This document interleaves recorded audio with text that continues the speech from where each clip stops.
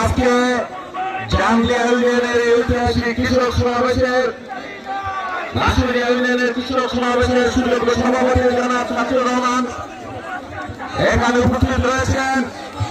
জাতীয়তাবাদী কৃষক দলের প্রাণ পুরুষ আমাদের প্রিয় নেতা জাতীয়তাবাদী কৃষক দলের সুযোগ্য সভাপতি কৃষিবিদ হাসান রাফিদ তুহিন উপস্থিত রয়েছেন। আপনাদের যশোরের প্রাণ পুরুষ বিএনপির প্রাণ পুরুষ অসাধারণ সংগঠক বিএনপির ভারপ্রাপ্ত সাংগঠনিক সম্পাদক জননেতা অনিন্দ ইসলাম উপস্থিত রয়েছেন। জেলা বিএনপির আমি গল্প কোথায় উপস্থিত আজকের অনুষ্ঠানের যিনি প্রধান আয়োজক আজকের অনুষ্ঠানের প্রাণ পুরুষ আমাদের সন্তান একজন দুর্দান্ত সংগঠক একজন মজুর নেতা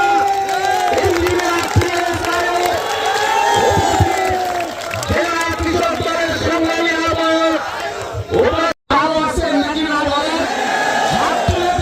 একটু ভালো আছেন কিনা? অবশ্যই ভালো আছেন। ঘরে ঘুমাইতে পারি নাই, আমরা বাচ্চাদের ঘুমাইতে পারি নাই, মামলা জালে জর্জরিত, ঋণের জালে জর্জরিত। বাংলাদেশ ভালো ছিল না। 5 তারিখে ইতিহাস বদল হয়েছে, রেজিমের বদল হয়েছে গত বছরের আগস্ট মাসের 5 তারিখে, কিন্তু ভাগ্য বদল হয় নাই।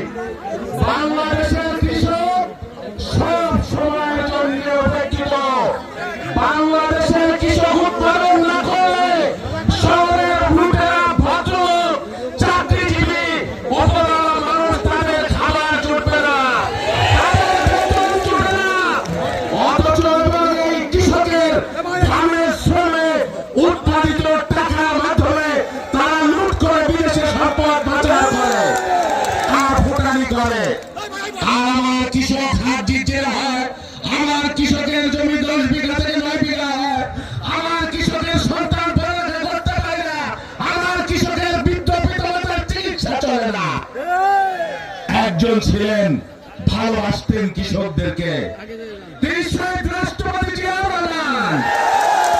তলাবিহীন ঝুড়ির বাংলাদেশ, দুর্ভিক্ষ পীড়িত বাংলাদেশ, কুকুরে মানুষের একসাথে খাবার খাওয়া বাংলাদেশ, মাত্র 3.5 বছরে খাদ্যে স্বয়ংসম্পূর্ণ করে সুজলা সবলা শস্য শ্যামলা বাংলাদেশকে পৃথিবীর বুকে মাথা উঁচু করে দাঁড় করতে শিখিয়েছিলেন।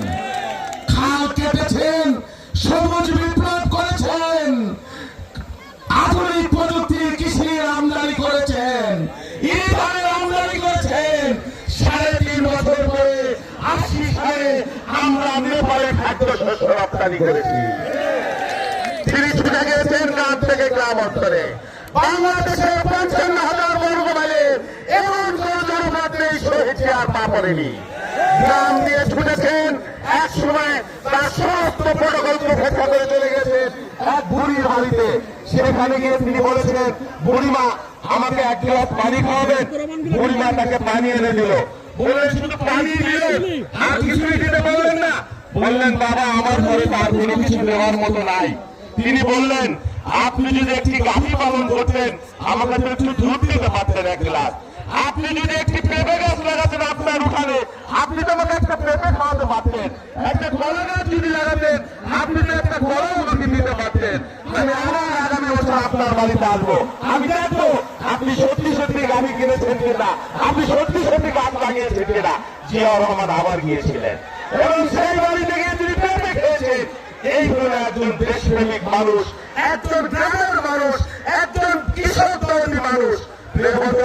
জিয়াউর রহমানকে ভাবতে দেয় নাই। বেগম খালেদা জিয়া যবে 91 সালে প্রথম ক্ষমতায় আসলো প্রথমে তিনি সেই ঘোষণা দিলেন 25 বিঘা পর্যন্ত জমির খাজনা মওকুফ করে দেব। 5,000 টাকা কৃষি ঋণ মওকুফ করেছিলেন। বেগম খালেদা জিয়ার সময়ে বাংলাদেশের কৃষক কৃষি ব্যাংক থেকে অত্যন্ত সহজ শর্তে কৃষি ঋণ পেত। তিনি বাংলাদেশের কৃষককে বেগম খালেদা জিয়া বলেছিলেন কৃষক বাঁচলে দেশ বাঁচবে। এখনো বাংলাদেশের 60% মানুষ, আমাদের অর্থনীতির 60% তালিকা শক্তি এই কৃষি উৎপাদন থেকে আসে। বাংলাদেশের কৃষকের কোনো সিন্ডিকেট নাই, বাংলাদেশের কৃষকের কোনো ট্রেডিংয়ের নাই, বাংলাদেশের কৃষকের কোনো সমবায় সমিতি নাই। তারা তাদের ফসলের উৎপাদিত পণ্যের জন্য ন্যায্য মূল্যের জন্য ধর্মঘট করতে পারে না। একবার যদি তারা বলে আমরা কৃষি উৎপাদন করব না, বাংলাদেশ চলবে, ওই ভুটানি চলবে, তাহলে আমরা কেন কৃষকরা ঐক্যবদ্ধ হতে পারবো না? প্রিয় বন্ধুরা, এই যে কৃষি উৎপাদন যার মাধ্যমে বাংলাদেশের অর্থনীতি চলে, কৃষকের সন্তান যারা প্রবাসী যায়, 80% বাংলাদেশের গ্রাম বাংলার কৃষকের সন্তান, তারা সেখান থেকে রেমিটেন্স পাঠায়, আমাদের অর্থনীতি চলে। আমাদের গার্মেন্টস শিল্প, সেখানে বাংলাদেশের কৃষকের 80% সন্তান, ছেলেরা মেয়েরা সেলাইয়ের কাজ করে বলে বাংলাদেশ গার্মেন্টস করে। তাহলে কি বাংলাদেশের কৃষককে বাদ দিয়ে বাংলাদেশের অর্থনীতি 2 হাজার চলবে, 2 কিলোমিটার চলবে? চলবে না। তাহলে কৃষককে উপেক্ষিত রাখা চলবে না। আমাদের নেতা তারেক রহমান কখনো প্রধানমন্ত্রী হন নাই, ক্ষমতায় যান নাই, কিন্তু কৃষি এবং কৃষককে নিয়ে তার স্বপ্ন ছিল, তার চেতনা ছিল, তার কর্ম ছিল, তার চিন্তা ছিল। তিনি যখন আমাকে হাসান মৃত্যুকে জাতীয়তাবাদী কৃষক দলের দায়িত্ব দিয়েছিলেন, তিনি তার কিছু স্বপ্নের কথা বলেছিলেন। কি স্বপ্নের কথা বলেছেন আমাদের সভাপতি তার বক্তব্যে বলবেন। আমি শুধু একটি কথা বলি, তারেক রহমান বিএনপি যখন যুগ্ম মহাসচিব, সিনিয়র যুগ্ম মহাসচিব, বাংলাদেশের প্রত্যন্ত অঞ্চলে ছাত্র দলকে দিয়ে 2 কোটি গাছ লাগিয়েছিলেন।